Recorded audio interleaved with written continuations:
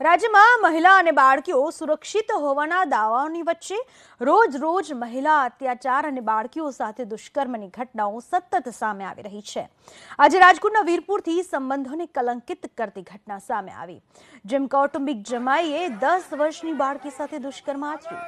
આ મામલે પોલીસે ગણતરીની કલાકોમાં જ નરાધમ જમાઈની ધરપકડ કરી અને પોક્સો કલમ હેઠળ ગુનો નોંધી લીધો છે। આરોપી બાળકીને ગોંડલના દેવચડી ગામની સીમમાં લઈ ગયો અને અવાવરૂ સીમમાં દુષ્કર્મ કર્યું। બાળકીને તેણે તેની સાસરી એટલે કે બાળકીના ફઈના ઘરે ગોંડલ મૂકીને જતો રહ્યો, જ્યાં બાળકીના ભાઈ બાળકીને લઈને વીરપુર આવ્યા। બાળકી આપવતી કહી ત્યારે સમગ્ર ઘટના સામે આવી અને બાળકીને દવાખાને દાખલ કરાઈ। વીરપુર પોલીસે મોરબી તાલુકાના કાગદડીથી 25 વર્ષીય ભૂપત ચાવડાની ધરપકડ કરી લીધી છે।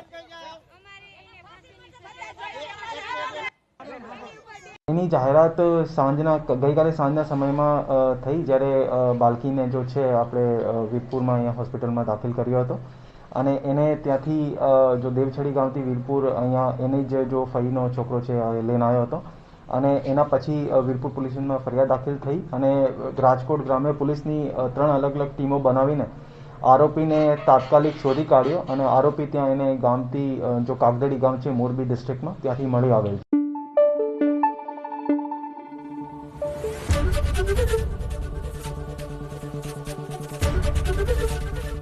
एबीपी अस्मिता, गुजरात में अस्मिता।